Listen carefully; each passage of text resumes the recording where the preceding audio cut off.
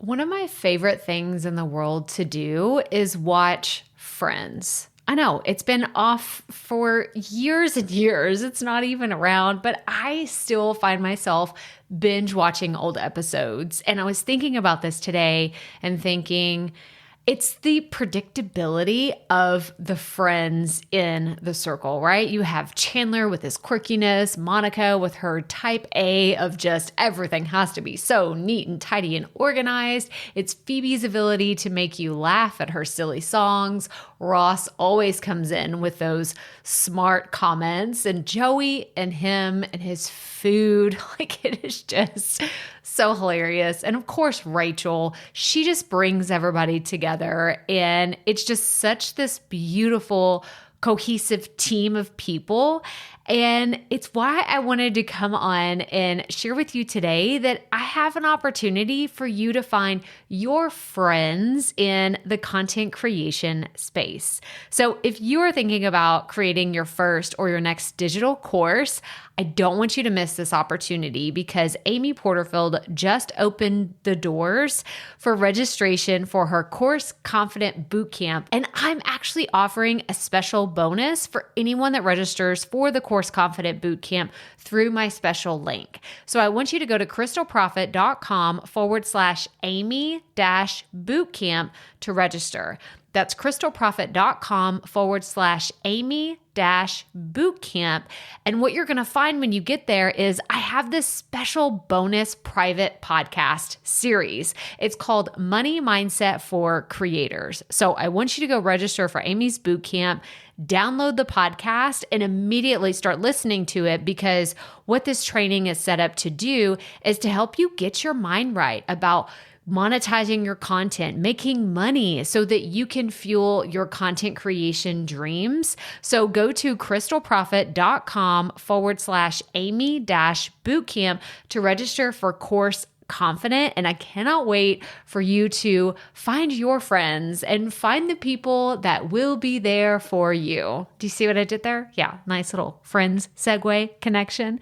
Go to crystalprofit.com/Amy-bootcamp. And I cannot wait to see you inside.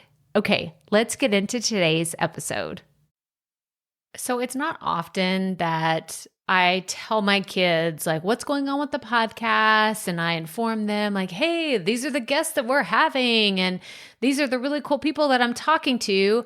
Because let's just be honest, my kids are 12, 9, and 5, and they don't really know much about the online content creator space outside of the gamers that they watch on YouTube, right? Because if you have kids that are around that age, they probably know some of the famous YouTubers that I know, like Dude Perfect and Dan TDM, and there's some other ones that I'm like, what are y'all even watching? You're sitting around like watching people play on games. Why don't you just play those games yourself? Anyway, that's a whole other thing that we could get into. But today's guest, my sons were so excited for the conversation that I had, simply because they're like, wait, you're talking to a toy creator, someone who actually like all they do all the time is think about toys? I said, yeah, exactly. And my oldest son even got to say hi to today's guest before we started recording. So it is going to be one that I cannot wait for you to hear. So let's get right to it. Welcome to the Profit Podcast, where we teach entrepreneurs how to start, launch, and market their podcast. I'm your host, Crystal Profit, and I'm so excited that you're here. Thanks for hanging out with me today, because if you've been trying to figure out the world of podcasting, think of this show as the time-saving shortcut you've been looking for. So let's get right to it, shall we? So today's guest is a really big deal, and actually, ever since like we recorded this interview initially, we did the interview back in the beginning of May. And since then, she's gone on to just freaking crush it in so many areas of her business. And I'm just like, I'm clapping on the sidelines. And I just feel so excited for my new friend, my new entrepreneurial buddy that it just just killing it. She's killing it in her online business. So Azhelle Wade is our guest today, and she's known as the industry wide, and actually like she's just taking over the internet as the toy coach. She is someone who joyfully works as a consultant for popular IPs and toy companies of all sizes. And she's created an online course, Toy Creators Academy, which empowers newbies in the toy industry with step-by-step guidance, downloadable worksheets, and group coaching. And the reason why I have her on the podcast today is because she has her own podcast, and then she created a membership podcast. And I sent her a DM on Instagram and I was like, Azhelle, please tell me all the things that you are doing with your podcast, how it got started. And I want to know about this brand new private podcast that you're doing. So I asked her all of those questions and more. So I don't want to keep you waiting any longer. Here's my conversation with Azhelle. All right, Profit Podcast listeners, I'm so excited about today's guest because this is going to be so much fun. I've been wanting to chat with you, Azhelle, and it's just going to be so much fun. So welcome to the show. I have to tell you, it's Azhelle. I'm sorry. Azhelle. No, that's fine. That's fine. I usually ask people exactly how they pronounce their name too. And I did not do that. So Azhelle. Yes, Azhelle. Okay. Mm-hmm. Okay. I apologize. It's okay. It's okay. Because I've heard you on podcasts. I've listened to you. We've interacted a million times. And I'm just like, okay, so I apologize for that. No worries. But I'm so happy that you're on the show today. I'm really glad to be here too. I know we chatted, but we're both so busy. I didn't expect it to happen this soon. So I'm like, okay, I'm excited that it happened this quickly. I know it was funny because when you were like, I was sending her my scheduling link and she was like, wait, like you have a spot open in like a week. Like, is that for real? I was like, yes, it actually will work out great. I always ask if that's for real because sometimes I'll accidentally leave a spot open in my calendar and then people will get in there and I'm like, no. So when you told me, yeah. So when you said like, oh, I'm not doing any this summer, I was like, May is summer. I don't know. Yeah. So I wanted to be sure. Glad. Yes. No, I'm glad that this worked out great. Yeah. And you're right. Yeah. And I take off interviews for the summer. It's something that I love about podcasting. You can kind of make your own rules and do whatever you want. And that's actually why I wanted you to come onto the show today because you have a podcast and I love the idea of everything that you do. And we have a few fans of exactly what you do in this house. Oh, because really? You're a toy coach. Oh, in your physical house. Oh, okay. My physical house. In my house with the kids. All the whenever I told my son right before we hopped on, he got to say hi to you. And I was she's a toy coach. And he was like, what? Like, no, like that's her job. I said, yes, that's her job. So tell us how you got into how you are a toy coach and about your podcast. Yeah. So I worked in the toy industry for 10 years. And in all that time, I was actually a toy designer first. And then, I climbed the corporate ladder and eventually I was like a VP in the toy industry. I worked for companies like Toys R Us, Madame Alexander, Horizon Group USA, which is a craft company. And I did a lot of things. I had like patents and I traveled to China and I developed products. I did all the things. And then I don't know what happened. Like a lot of things happened. COVID happened. I went to events and I inadvertently met my IC, my ideal community or my ideal target market. I like to call them like ITMs. And I met them and they were people that were looking to create toys, and they needed help and they needed guidance. And I didn't realize they were my target market at the time because I had a full-time job. But just over time, what started happening is I started my podcast and I started to become a person of note in the industry, someone who you could come to and ask questions and get clarification on how things work in the toy industry. So then I was like, you know what? I'm going to try to just do this as a full-time job. And the idea for the toy coach actually came because a friend of mine, her Instagram name is Coach Brit. And when I was thinking about the toy coach and when I was trying to think about the podcast and what it would be called and my whole persona, I just thought because of seeing her name all the time, I was like, well, the toy coach, that makes total sense. And so I got the domain, the Toy Coach, and then I went and like grabbed all the socials. Anytime a new social platform comes out, like I am on it. Like I grab that name. Like I have a Twitch, I have everything. And and yeah, and the name just fit so well. And I kind of allowed the name to define like what it was all going to be and what the podcast was going to inform. And the podcast is like the Toy Coach podcast, making it in the toy industry. So it's all about like people and teaching people how to make it in the toy industry. Like, what do you need to know that they don't teach you in school? What do you need to know that you won't learn fast by trial and error? Like, what will help you avoid problem areas and help you save money and time? And also like innovations in our world, like in the online marketing world and in the podcasting space. The things that we're doing can be applied to the toy industry, but nobody has really shown the way on how to do that yet. So I do that. Yeah, it's fun. It's cool. That's awesome. That's Yeah. awesome. And I love how you said, like I'm thinking of school and you said Yeah. about schooling and I'm thinking, I don't remember seeing anything about toys in my college education. So was there like, if someone was thinking about doing this, is there a certain path? Like, is that manufacturing, distribution? Like what kind of education did you have that made you think like, oh, I think toys would be just fantastic? I actually have a toy design degree. Oh, So, wow. yeah. There are two colleges in the U.S. that offer toy design degrees. One I went to, the Fashion Institute of Technology, and the other Otis.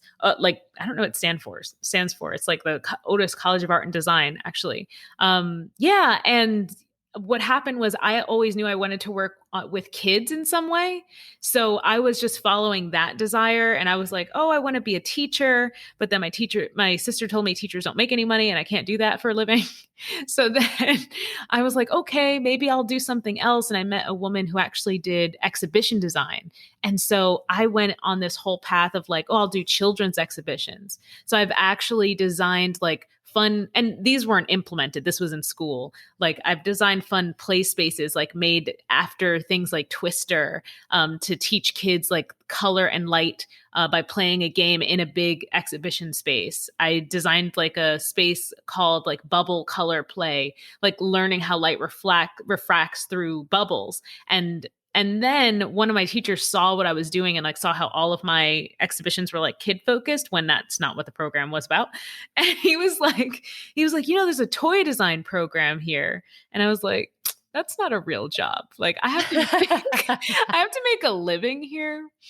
But it's a real thing. So I talked to the head of the department and she seemed very serious, which I think I loved, like, cause I really wanted to be on that corporate path. And she seemed like very focused. Like it wasn't like fun and games, it's not all fun and games here. Like it's toy business, which I loved. So I connected with her. She believed in me and she helped me, steer my portfolio so I would get in the program and then placed me with a good job. And it's just kind of been building ever since.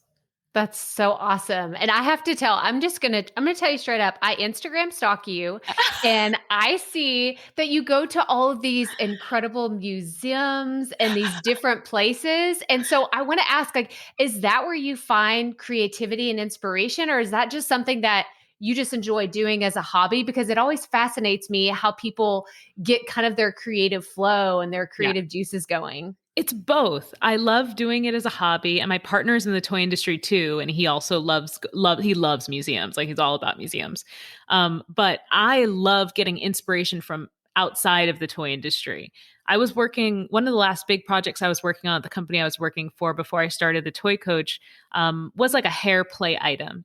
And we actually found the inspiration for the packaging in the department store Macy's. We were in like the beauty aisle and we walked past, I don't know what it was, like a Kylie Jenner box or something. And I saw it from a distance and I was like, oh my gosh, I think that's our package. Like that's what we're going to go for. And we took the effects of that package.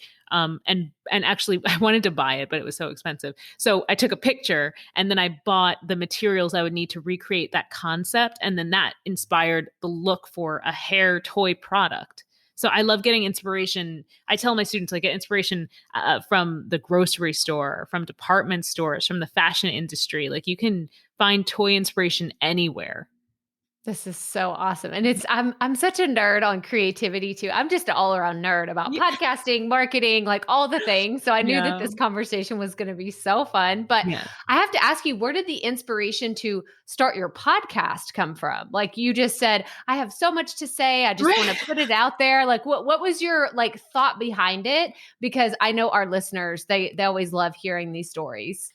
So what happened was I was at a toy industry event and it's called the Taggies, and my partner was up for an award and we were seated. It's like a black tie affair. It's like super fancy. So we were seated at this table, a very fancy table with like 10 other people. The woman on my left was a toy inventor and or a game inventor, and she had a game that she was super proud of, and she was promoting it all throughout this event. And then she met me and she saw my business card and she was like trying to sell me. And she was so passionate. And because she was so passionate, I really wanted to help. But she didn't know how to give me the information that I would need to bring back to my boss for him to seriously consider this as a product that we might license. Because that's something you can do in the toy industry. You can sell your ideas to toy companies and then get a percentage of the profits that they make off of that idea. So that's what she would have had to do. But she didn't know what I needed to see or what numbers I needed to hear, what details I needed to hear. So I wanted to help her. So we exchanged info and I was supposed to help her, but we just lost touch. I was too busy. She decided to go off on her own and do her own thing. And that's when I thought, there should be somewhere that I could send people so that I don't have to tell them all of these things, that will tell them like how to get ready. And honestly, I didn't do too much research before creating it, which is what I tell my students to do all the time. I'm like, research before you do anything. But I just dove right in. I mean, I guess I'd been in the industry long enough that I felt I would have known if there was something like this already. So I just dove right in and I said, okay, I'm going to make this a very actionable, clear podcast about the toy industry. And I came up with the name Making It in the Toy Industry because I'm thinking from like an SEO perspective, that is a name, that's what you might search. Like, how do I make it in the toy industry? It might be something you search, right? And actually, my boyfriend came up with the name. I shouldn't steal that from him. I shouldn't steal that from him. But yeah, it's a great. So the name kind of led like, okay, so this person is trying to learn this, and that's just what I taught. And I taught like frameworks, the way that I think. I broke it down into like frameworks and taught that, and that really resonated with people. I taught how I research for toy ideas in the market. That really resonated with people. I taught how to find and vet factories online, like top level, but that helped so many people. And I get messages every day from people saying like, I was so stuck until I found your podcast and until I found your course. Like, thank you. And I don't know, it makes me feel good and warm and fuzzy inside, Yes. Getting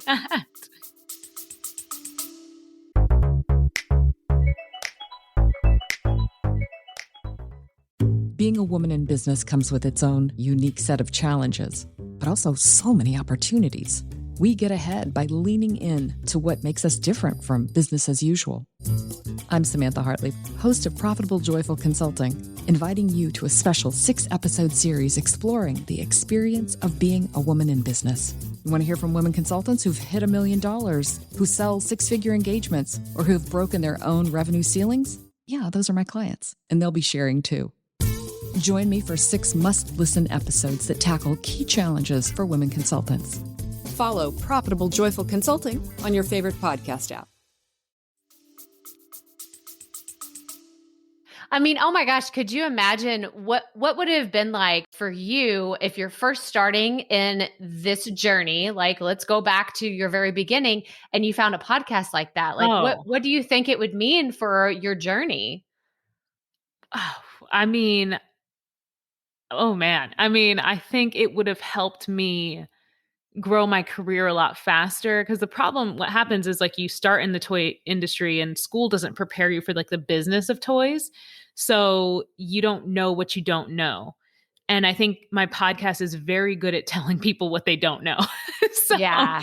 So at very least, you can go into a meeting or you can go to Google with the right questions. And that's like the piece that I wish I had sooner, I mean, honestly, maybe I could have gotten farther faster, but I think I got pretty far pretty fast. I mean, I hit VP by 30. So I was like, I think I did what I could do in my in my industry and for what knowledge I have. So, but yeah, I guess that's what it would help. Just help you know what you don't know.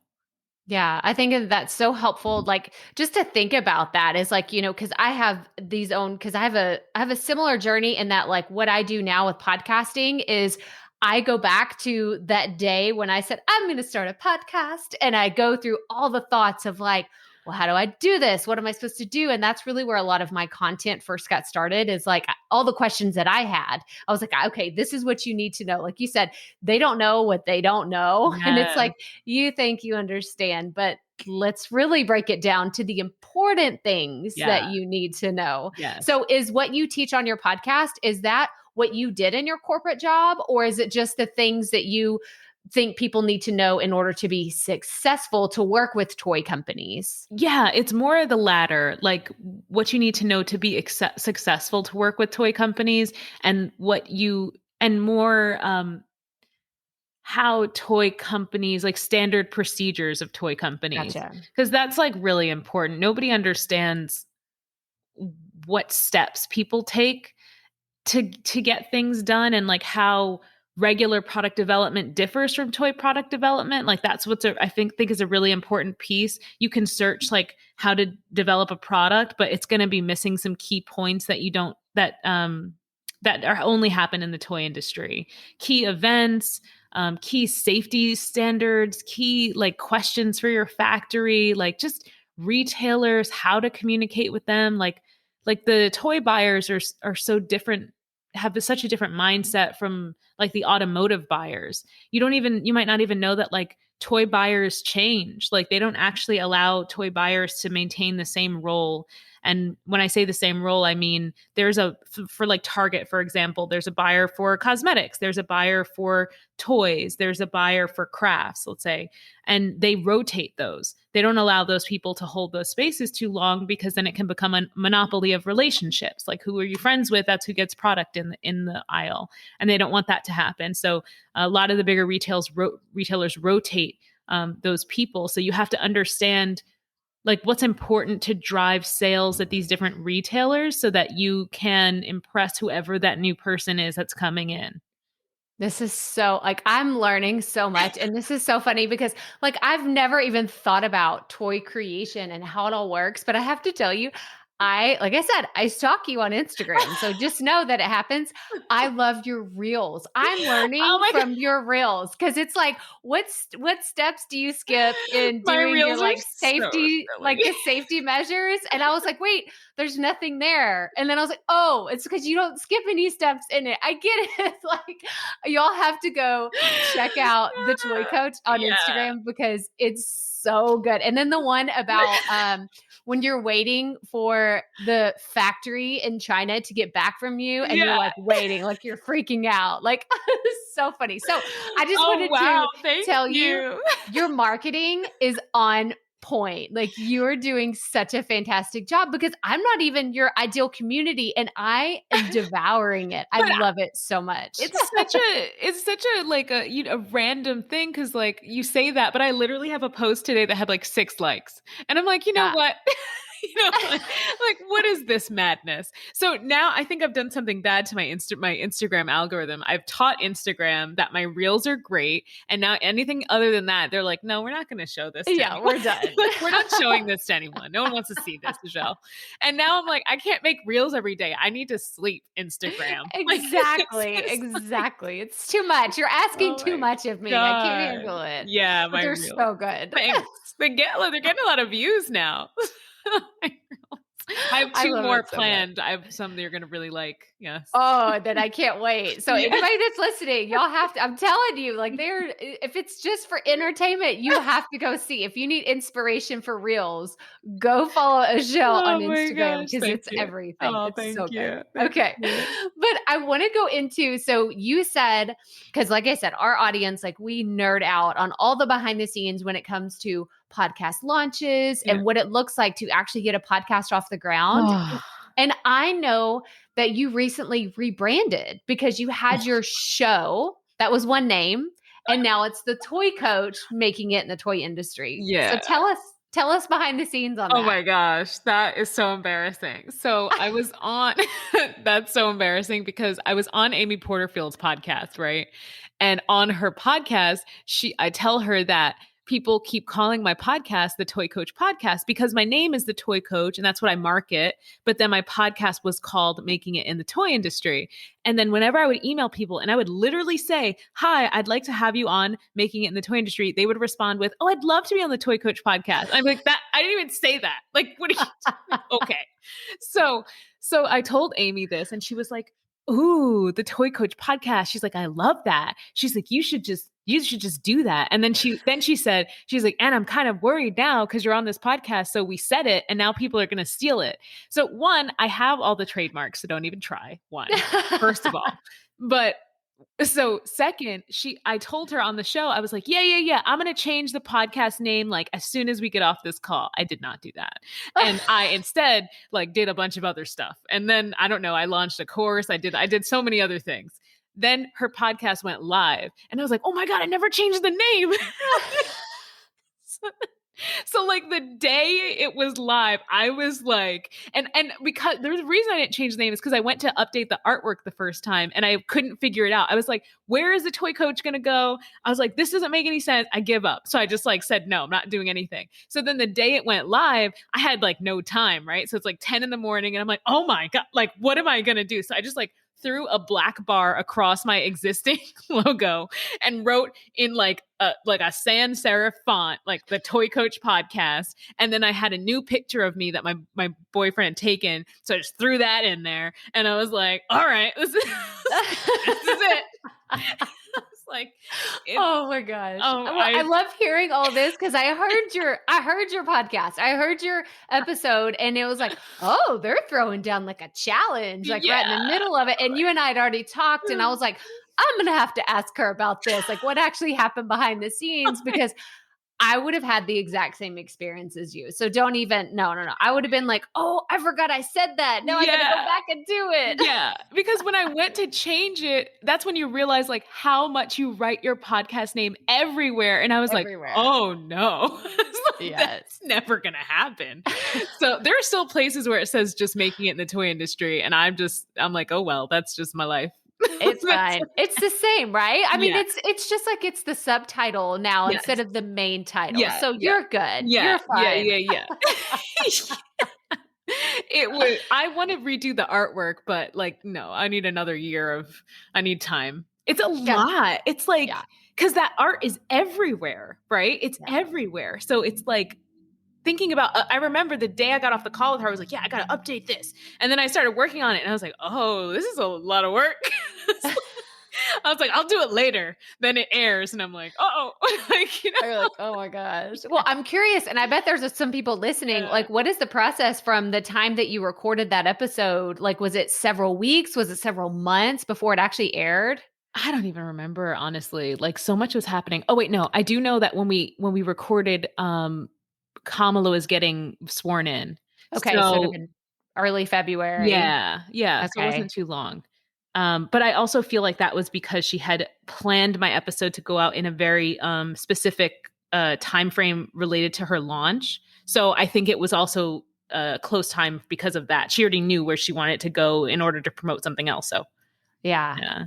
Oh my gosh. I love the good behind the scenes. Like that's just so awesome. Well, now I want to know about your launch. Like, how did you feel? People want to know all the time. They're like, "I'm terrified to push publish." So did you just throw it out there? Did you have a plan? Did you say, "I'm going to launch with this many episodes"? Tell us what that was like. Yeah, I had no plan at all. No, I was doing it like on the side. I wasn't concerned so much with like who is going to listen to this. I honestly think in the beginning I was afraid. I didn't want anyone to listen to it. I didn't have my face on the podcast in the beginning. I didn't even plan episodes. I didn't even plan, let's say 5 episodes.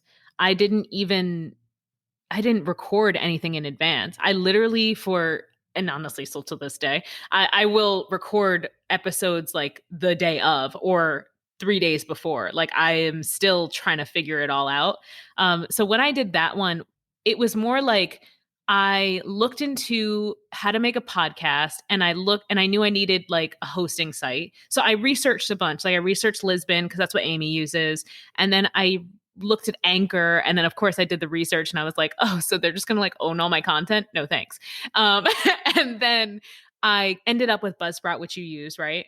Mm-hmm. And I think I chose Buzzsprout because I just liked how their interface was so user friendly. And because I was just starting out, I was like, I don't want something that looks not fun. I don't want something that looks not like complicated. Like if I'm going to really do this, like it needs to be simple, and like I need to feel taken care of. And their system of like applying your podcast to different platforms is so simple. So I was just Yeah. like, this is it. So I drafted out my episodes like essentially blog posts. I recorded my first episode. I think I still have it on my computer like 19 times. 19 takes, because I was trying to figure out my voice and figure out like what tone I was going to use and like what was the flow, like I don't know. And so I recorded it and I saved every take like 19 times, and then finally I was like, okay, this is like it, like this is the one.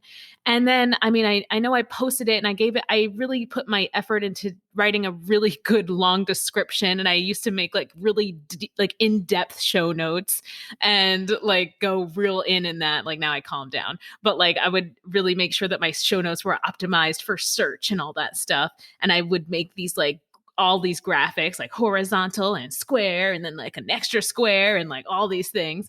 And I don't know, I posted it, and like I used to get like 20 people listening to an episode. That's how it used. And then like most of those listens, I'm pretty sure were me just like replaying it. And then like, Yes. yeah, and like my mom. But when I first started, I would post it a lot on LinkedIn, and I would post it, and then I would text all my friends the link, and I'd be like this, and then they'd all do it.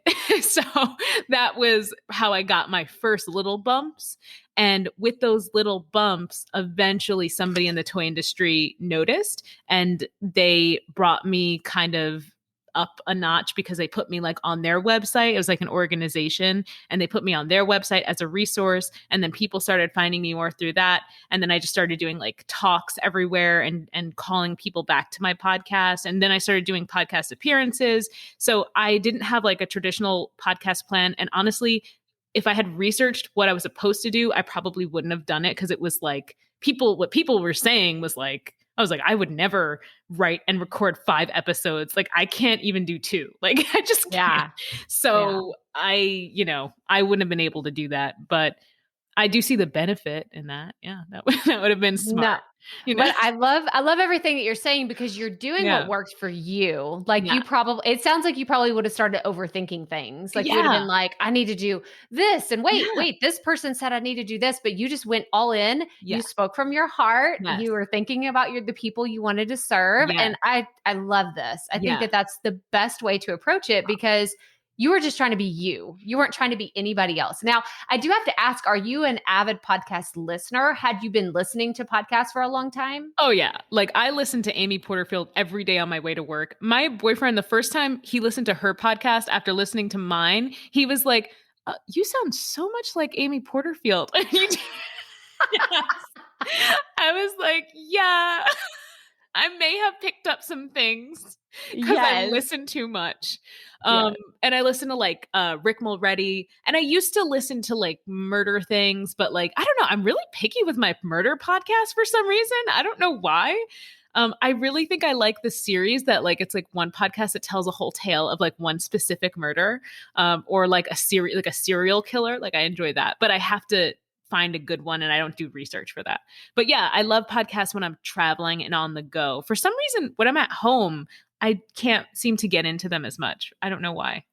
Yeah, no, I've heard other people say that as well. As like, know, when the pandemic hit and then they weren't commuting anymore, it was like the listenership just kind of sank for a long time. Really, the whole month of March and like going into April 2020, like everyone saw a really big dip. Really? But then it really started coming back because people were trying to figure out like, what's going on? Like what am I supposed to do? Like, do I work out at home? Like, am I walking in circles around my house because I can't go anywhere listening to Yeah. podcasts? Like Yeah. so it was a really weird time last year. So when did you launch your podcast? So I launched it in January. Okay. Yeah. And then Yeah. I did one a week. I was sharing it in like Facebook groups too. There are a couple Facebook groups in the toy industry that they don't care if you share it. Yeah. So that was probably my first real marketing, like me saying like, here's my new episode, like in these groups that I'm a part of. Yeah. But were you the only And toy podcast, right? Like, is there really any other toy podcasts that are similar to what you do out there? there are other toy podcasts, but what it is they're so like boys clubby. Like they're Oh yeah. so they're just like, if you don't know, like they don't like when I'm on my podcast and I say like MOQ, if I'm like teaching and I go, and you have to make sure your MOQ, I stop and say MOQ is what it is, right? But these Right. other podcasts are so for industry professionals, like they're so high level and they're more like current eventy, which is great, but it's also like if you're not at that level, you can't use the information that they're giving you. Right. Yeah. So yeah, I totally understand. I'm thinking of like one of those, like you got to show your card, like your membership card before you can listen to Yeah. it. And then people say, Yeah. no, this isn't on your level yet. And I'd just be like, nah, whatever. Next. And Thank you. it's Next. also about like learning how to teach people, right? Right. You Yeah. know, like you got to write, like you got to make even if you want to teach them like 5 lessons worth of stuff, like sometimes that's not going to serve them. So you got to teach them just like one lesson, and that's better. Like teaching one lesson in one podcast and really breaking it down is better than like trying to just shove everything in there because it all just happened this week or Yes. something, right? Oh my gosh. And this is Yeah. something like everybody like listen to exactly what Azhelle just said. Like don't shove too much stuff into one episode. Like break No. it down Yeah. because one, it gives you more content, first of all. So you're not scrambling for ideas, but it also just makes it more digestible for your audience. Yeah. Oh my gosh. Like, Yeah. so do you have, this is actually a question I wanted to ask you is Yeah. your community, how do you really engage with them? Do you have your email list? Do you have a Facebook group? Like not necessarily your students, because I know you have a course, but Yeah. your podcast community at large, how do you typically engage with them? I have a Facebook group, and I think I messaged you about that Facebook group, or we talked about it because I think it was you. I think I was saying like, I'm not sure what to do with my Facebook group. Should I keep it open? Should I close it? It seems like a lot of work to do for free and all that. But I have a free Facebook group for people that love my podcast, and I really want it to stay people that love my podcast, not just people that are trying to like get to my community, you know what I mean? Right. Like people that are just trying to snoop, or people, so I try to make sure that they're really lovers of the podcast. And I did decide to keep it open. And what I've just started doing is like doing like weekly live videos. I say weekly and then I look at the date because I'm supposed to be going on Fridays. So weekly live videos where I pop in and I'm like, hey guys, how are you? And if people come in, then I'll converse with them. But if nobody comes in, then I'll just like teach something or share something. And I do a lot of, this is where we'll like celebrate people. So if somebody messages me like, oh, Azhelle, I got placed in Target, like I'll celebrate them in that group. And usually they're in that group. Or one of my, students she's also in this group though, the free group. And she was nominated for like a cake Oscar because she's a cake artist. And so I put a post in this group saying like, calling all Australians, like, because only Australian citizens could vote, like, please vote for your fellow toy creator for this cake Oscar. It's very important, so I'm learning how to better build community by just being more natural with this Facebook group than I am even on social. Like I get a lot more like real with them. I'll get on when I'm not planned or not made up and just kind of vibe with them and tell them what's going on. Some people have started posting like, hey, I'm working on this project for school or for my portfolio. And like, I'll give them a quick feedback, and that's how we're staying connected.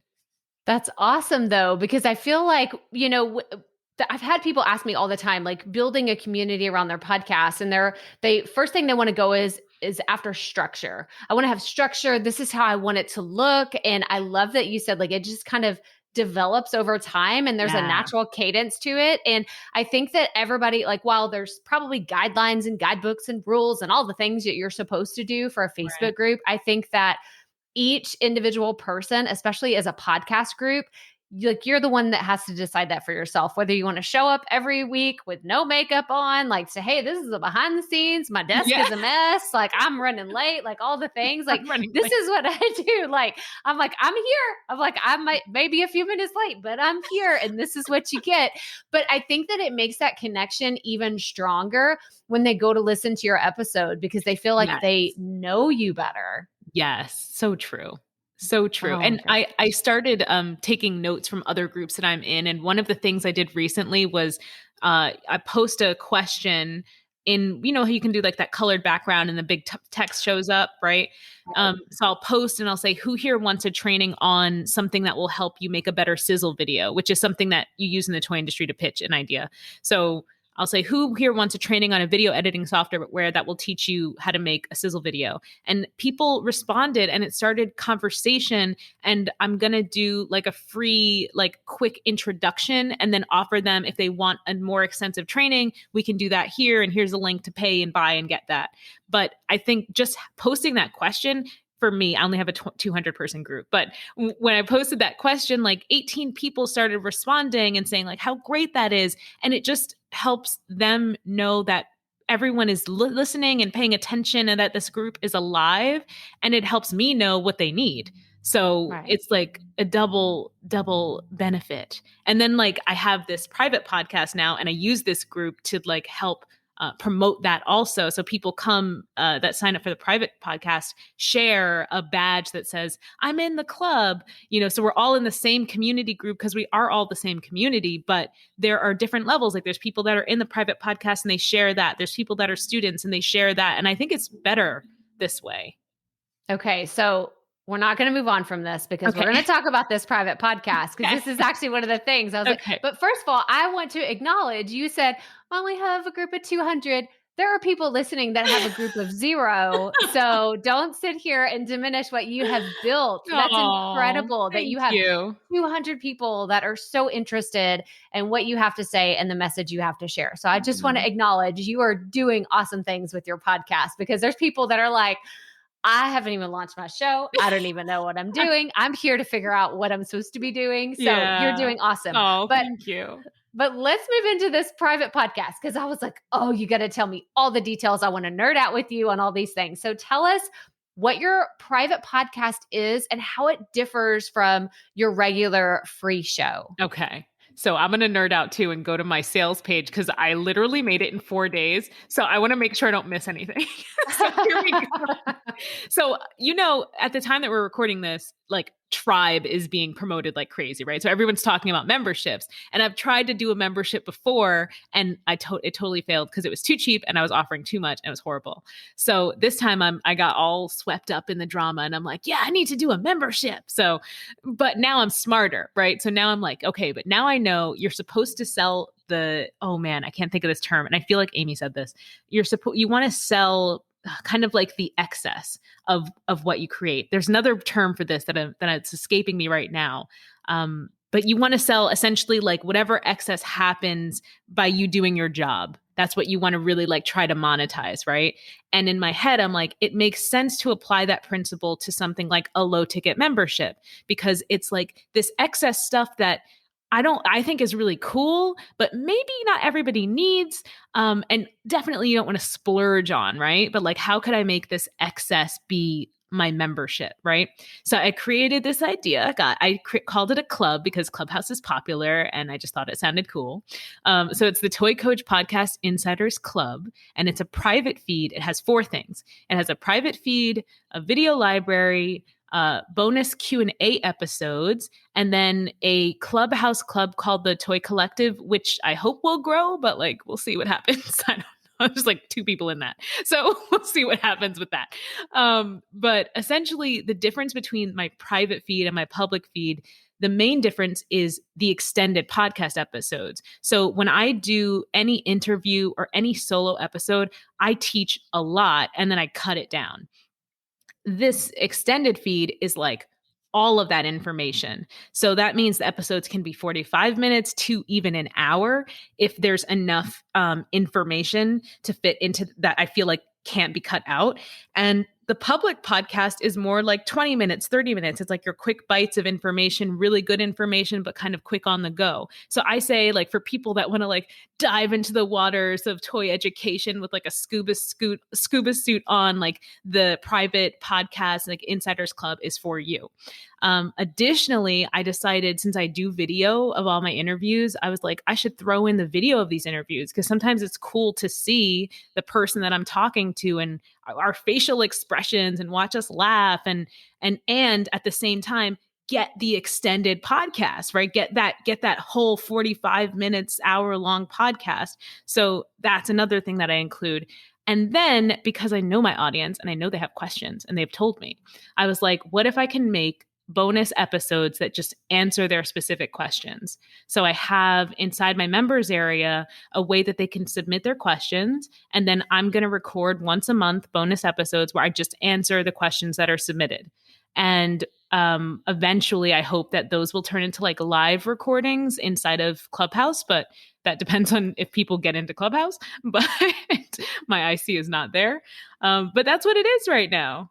That's awesome. And what platform, like, do you have this set up across multiple platforms? Is it all in one?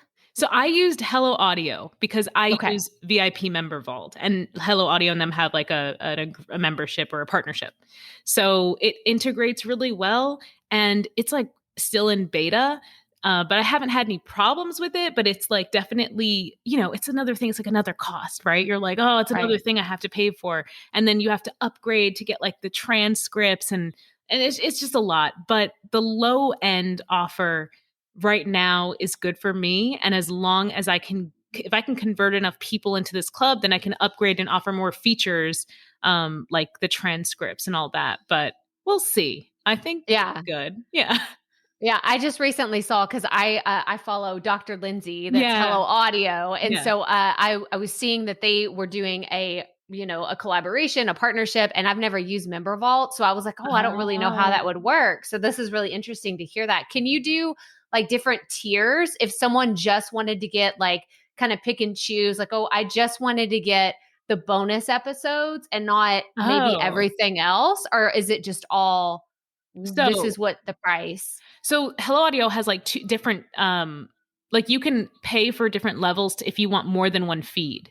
So in that sense, yes, if you paid for an upgrade, you could have another feed, and one could be without the bonus episodes or only the bonus episodes or something like that. And then the way that it integrates with Member Vault is basically you link a feed to a product or a course product. So if they buy that product, then they'll get whatever feed is linked to it. Okay. So you could do that, but it would probably be more trouble than it's worth. I mean, if you would have to set it up, as like, honestly, I think it'd be better if you set up. Okay. So VIP Member Vault has a way that you can actually have different price points. So you can have one product with like different price points. I think you can do 4. So let's say you can do 4. Like, for example, you could have like $9.99, $8.99, $7.99, I don't know, $5.99, and you can name all of those price points, right? And then you can set up a trigger in Member Vault that would give a person access to a certain product based on what they pay. So if that product is associated with a certain feed from Hello Audio, then you could do it that way. But I feel, if it's a high ticket cost, then maybe it's worth it. But for my price point, it would be too much work. Right. I'm just looking at your face. You're like, no. I wouldn't. No, because I have done the low ticket membership with too much work, and I'm like, never again. That was a bad plan. Oh my God. So learning from mistakes here. I love that so much. Such I love a it. Plan. Well, I wanted to ask you a few rapid fire questions about your podcast journey, and then we're going to get into my regular rapid fire questions. So I'm just going to come at you. I'm going to come at you because I started thinking of these would be great questions that I love to ask podcasters, but I want to ask, is there an opportunity that you've had because of your podcast? Like just from having a podcast, is there one specific one that you can think of? Yeah. I'm on Access Daily because of my podcast. Yeah. That's it. Mario Lopez, right? Yeah. I've been on 4 times, I think. And one time I met Mario Lopez, and I hope that they'll bring me in person. It sounds like they love me and that they'll bring me in person. I've continually now pitched them, and and I imagine more things will continue to come of it. That's awesome. Yeah. Yeah. As soon as I mean, I see him and I just think Saved by the Bell anytime I see him. And I'm just like, you're talking to AC Slater whenever Yes. you're on there. So it's so funny. And I think I'm going to be in a documentary because I mean, as long as they don't cut me, they videotaped me for the History Channel because of my podcast. Like they were looking for people and saw and were able to hear my voice. And I think that is what made them say, let's see if she can do this. Wow, that's incredible. Well, you'll have to keep us updated on that. We'll go to her Instagram. Everybody, again, just another reason to follow the reels and the update on the documentary. You got to go follow her. Oh my God. So the next question I have is 2 parts. What is the biggest high of your podcast journey and the lowest low? Oof. I don't know if would being on Amy's count as my podcast journey? Yes. Oh, okay. Yes, for sure. We'll just chalk that up. That's not my podcast journey, but yeah, that was the moment. That was a day. I wish I could relive it. That was freaking cool. Yeah. Getting on Amy Porterfield's podcast, pitching her, having them respond, actually talking to her. And I mean, what is happening in my life? Like, that's how I feel. Exactly. Like so cool. I remember listening to her for the longest. I would have never, ever thought like that I would meet her, much less be on her podcast. Yeah. That's awesome. Yeah. So the lowest low, the lowest low, that would mean that something negative happened. I got to think about this. Or I mean, like in the biggest challenge, something that you faced. Yeah, let me think about this. I'm sure a lot. I just like block it out of my memory so I can be happy. You're such a positive person. You're it just didn't happen. No, yeah, I'm not. I just actually am really forgetful. But wait, hold on, let me think. I mean, when I was in the beginning, when it felt like no one was listening, kind of, but I also really enjoyed doing it anyway, so I didn't really care. But hold on, let me think.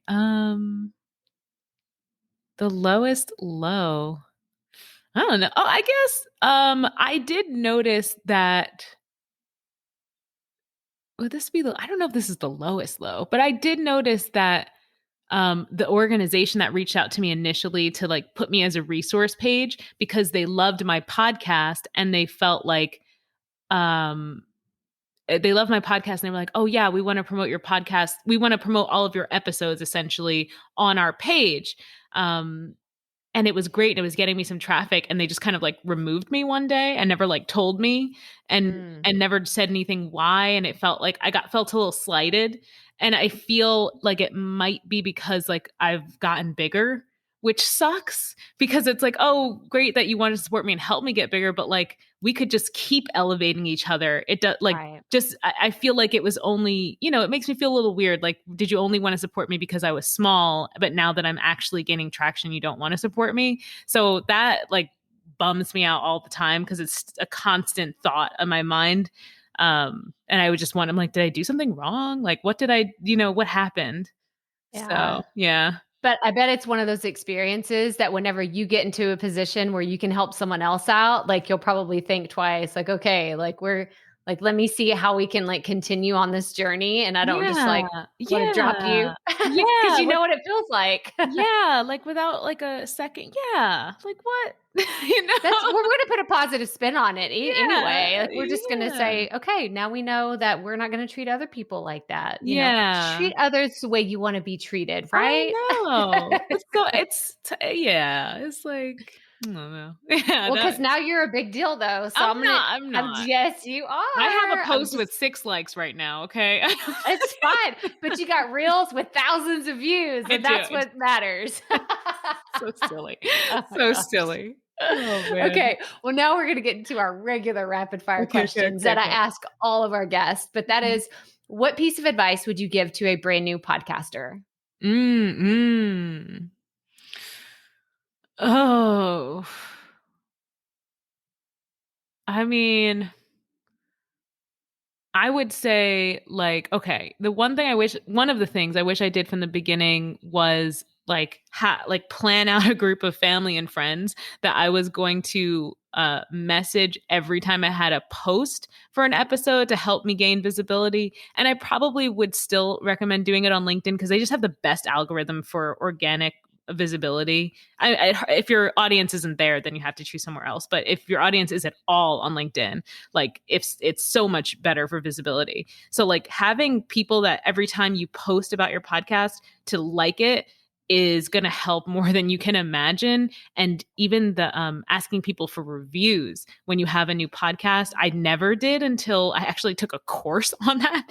And then I was like, I can't believe I needed a course to tell me to do this. That's so stupid. And so, yeah, like I mean, it just never even crossed my mind to ask people for reviews. Like I ask in my podcast, but it never crossed my mind to like, all my 200 group of people that love my podcast, I never like say, hey, do you guys want to like leave a review?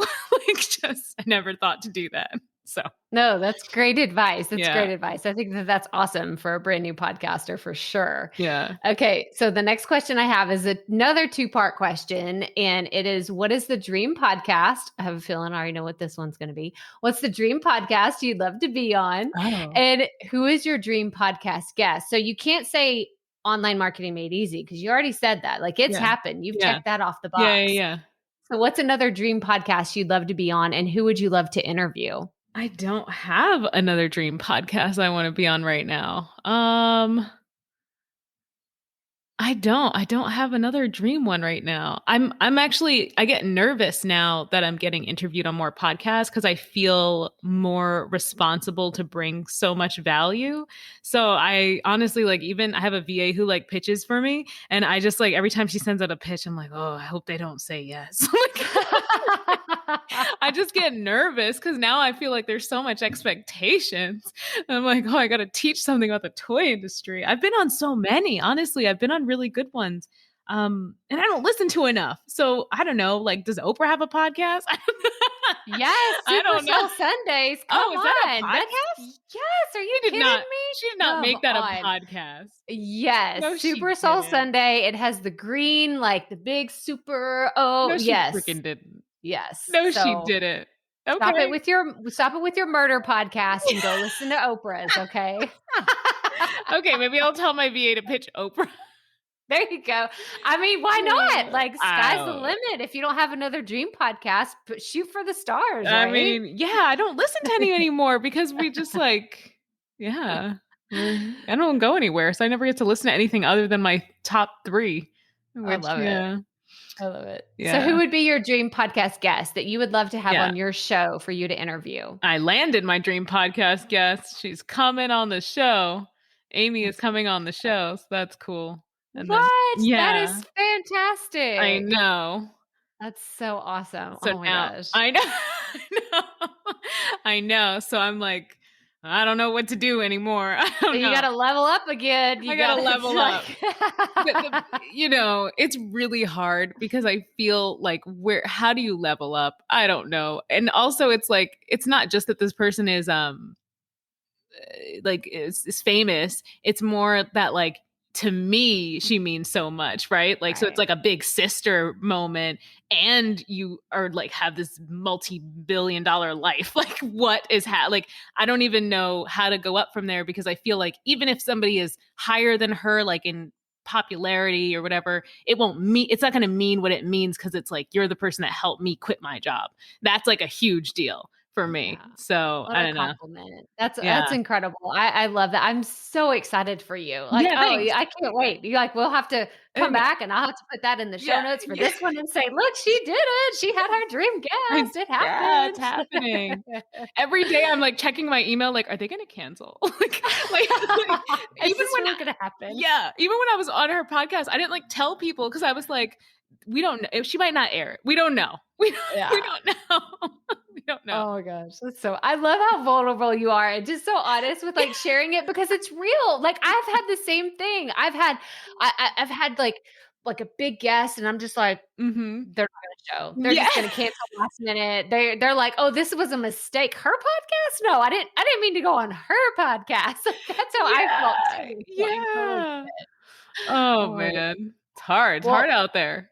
Oh my gosh. Well, my last question for you is, do you consider yourself a perfectionist? I do, but I'm so messy. But I do. I think I totally am a perfectionist, but to my level of perfection. I love it. Yeah. That varies thing to thing, Yeah. Are you that way with your podcast? Are you a perfectionist with editing and like listening to everything? Uh, I mean, not so much. I don't think so. I think in the very beginning, I very much was. I would spend like hours editing an episode. And then what I realized was like the value I was bringing, it like so outweighs like an or whatever, So, or even like a word. So I had a friend text me the other day and he was like, "Hey, in podcast 74, there's like a pause that seems weird." And I was like, "You need to go home." Nobody has time for I that. was No, like, no, no. no. But stuff like that used to freak me out. But now I've gotten to the point where I'm like, I know how valuable all this free content is. And I have transcripts and I have summaries and I have support. Like, you can handle a couple of a second that there's no sound coming out. So I don't know. I try not to stress because I realize all that has taken away my energy from like my students, from my pitch event that I'm organizing. And it's like, as important as my podcast is and my listeners are, they're getting so much value. Like, I am giving so much. I don't just like, I spend hours writing these episodes. I spend hours recording them. I can't spend more hours like stressing about the editing and the silences and the gaps. So I just let those go. Yeah. Well, I think that you just gave people listening a very big gift that they needed to hear. Someone needed to hear that today, that, Oh.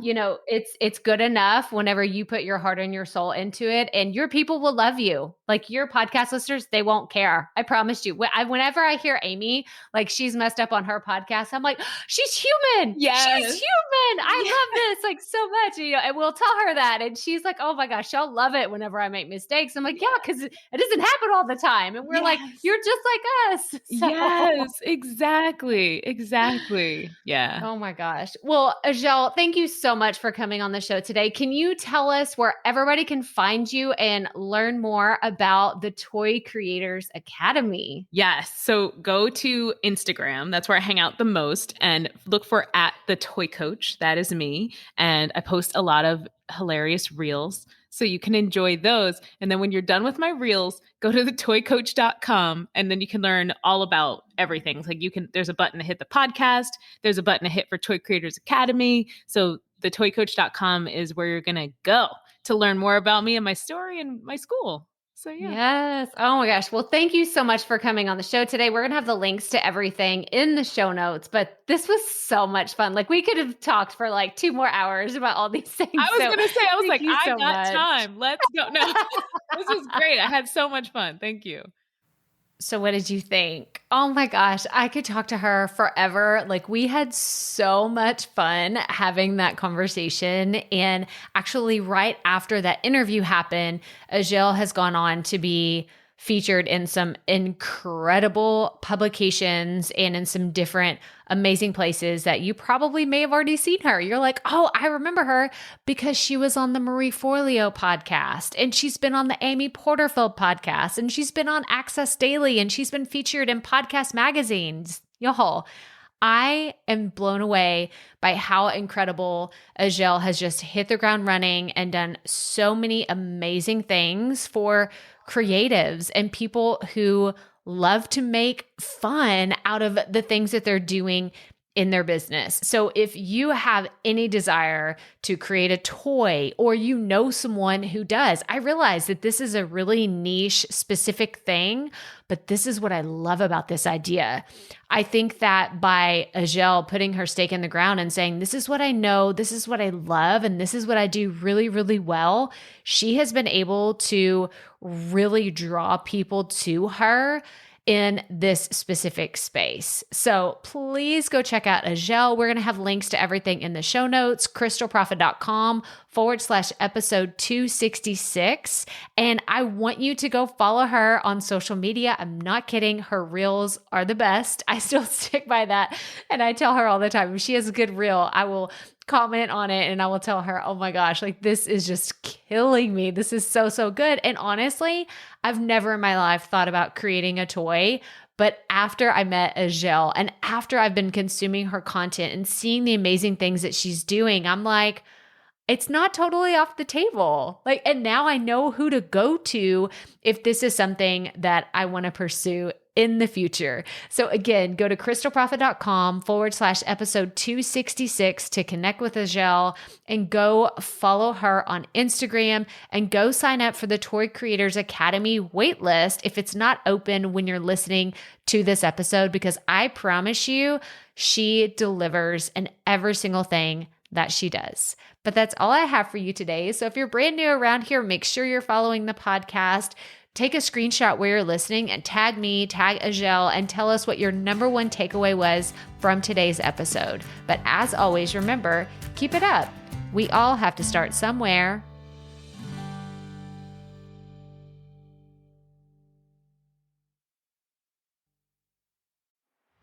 Hey, Profit Podcast listeners. Thanks for sticking around to a little bit after the episode to hear this special message, because I want to hear from you. We are starting a new segment called Fan Mail Shoutouts, and I want to hear from you, and I want to hear your questions. What do you want to know? What questions have you been dying to ask me? So here's how to make this happen. Go to the app where you're listening to this podcast right now. Go there. I'll wait a second. Okay. Now, once you're there, you're going to see a hyperlink at the top of the episode description that says, send Crystal a text message. And that's all I want you to do. Send me a text. It could be casual, informal. It could be totally anonymous. Or if you want, you can include your name and the name of your podcast or content wherever you are creating, and I will give you a special shout out in an upcoming episode. So again, go to the show notes for where you're listening to this episode right now, and it will say, send Crystal a text message. And I cannot wait to hear from you and give you a shout out in an upcoming segment of Fan Mail Shoutouts.